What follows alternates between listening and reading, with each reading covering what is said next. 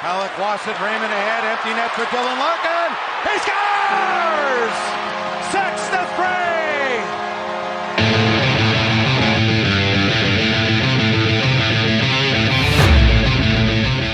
The New York Islanders have absolutely mailed it in on the 2023-2024 season.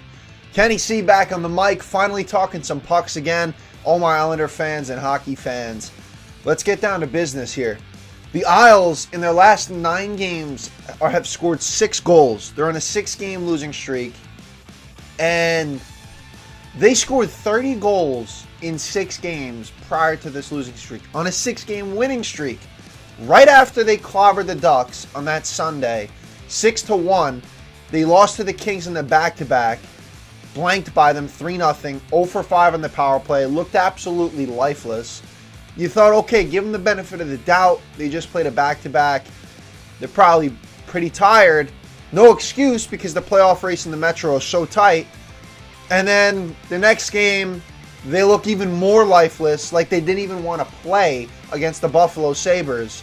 And they got blanked in that one 4-0. The Isles currently sit, by the way, today is March 23rd. The Isles also play the Winnipeg Jets today.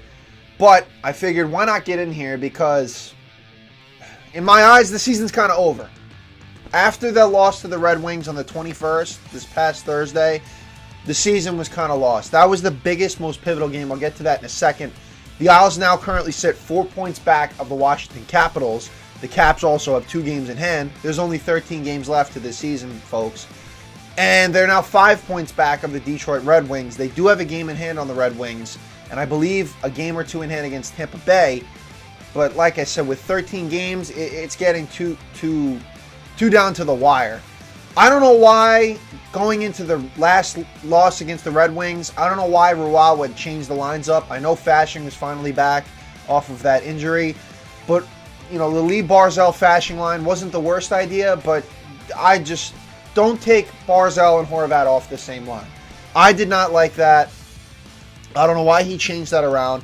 Bortuzzo is finally back into the mix. I think he skated alongside Mike Riley in that game. Good to have him back. Definitely better than Mayfield, but the Islanders have a lot to do in this offseason. You have to shore up the defense. Sorokin made just 18 saves in that loss to the Red Wings. He's getting hung out to dry. Let's take a look at the Red Wings loss real quick. A 6-3 loss in the biggest game of the season. They would have been a point back of the Red Wings for the wild card spot. Instead, they opened up a 5-point gap. And the first period, they came out slinging. Horvat missed the net on that one chance in the back end of the first period. That would have put the Isles up 1-0 early and would have been a very much so earned goal because they were battling. But he missed the net. Hard-fought period nonetheless, 0-0. Then in the second period, Red Wings take the 1-0 lead. Mike Riley fires back with an answer, ties it up. Then Horvat gets hooked. Isles get a power play chance. They don't convert. Andrew Kopp scores to put the Red Wings up 2-1. Nobody's in the slot for that. The defense was porous as ever. In this whole 6-game losing streak stretch, the defense has been very porous. Guys out of position. Overall turning the puck over. Nobody's in the slot. Barzal turns to the left, and Kopp has a wide open chance in the slot, rips one home. 2 minutes later, the Red Wings score again. They're up 3-1. And then the Islanders surrender 3 goals in the second period. 96 total goals in the second period this season, the most in the NHL.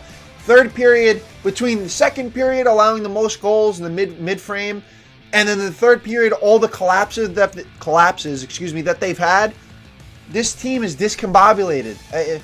No coach that you brought in was going to right the ship for this team, I feel like, in the grand scheme of things.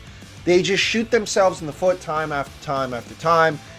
And to me, the season was mailed in after the loss to the Red Wings. There's no turning back now. April gets lighter. You play the likes of the Blue Jackets. You play the Devils on Sunday. You play, I think, the Devils again. You play the Penguins. You play the Blackhawks. You got the Rangers 2 more times. April gets a bit easier, but with the way that the team is played throughout March, the back half of March, I don't think they're going to make it. I think the Isles are essentially done. They have a lot of work to do in the offseason. Drop your comments in the comments section below, and be sure to subscribe. Thank you, guys.